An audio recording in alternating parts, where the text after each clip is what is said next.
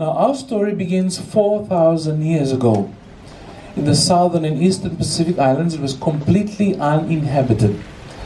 Any evidence of humans existed only on the fringes of the western Pacific, in places like Papua New Guinea, Tasmania, Solomon Islands, islands that are referred to today as the Polynesian group of islands.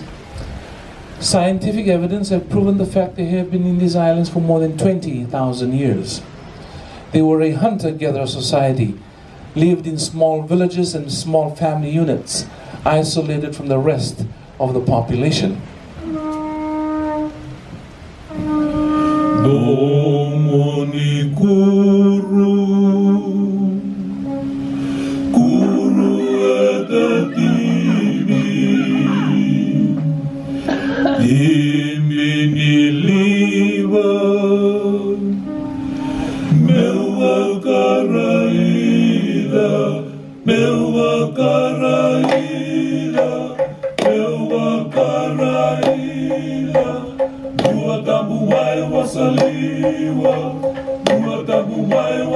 Around 2500 BC, these islanders were suddenly replaced by a new branch of humanity.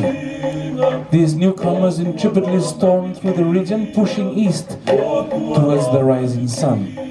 They were fierce warriors and great seafarers, built and sailed on huge double-hull canoes that carried 200 to 300 people.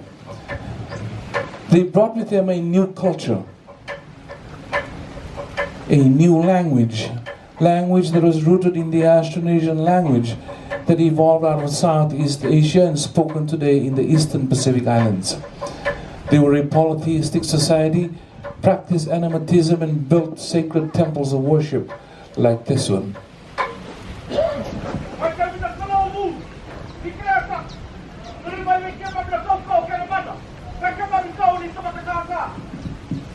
The high priest has just offered prayers on behalf of the people, asking the gods to bless the chiefs and people with power and strength.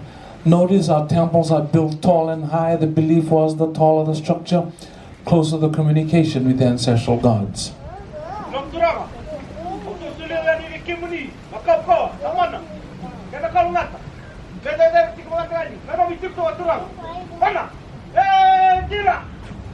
The gods have granted people and their chiefs blessings.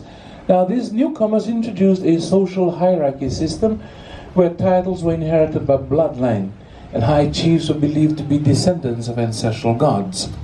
Our chief wears the liku voivoi, or skirt made from dried bandana sleeves.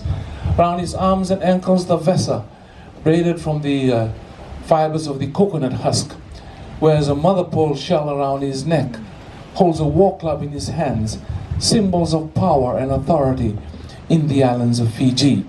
He invites his people to dance to Tura, depicting their arrival to this newfound land.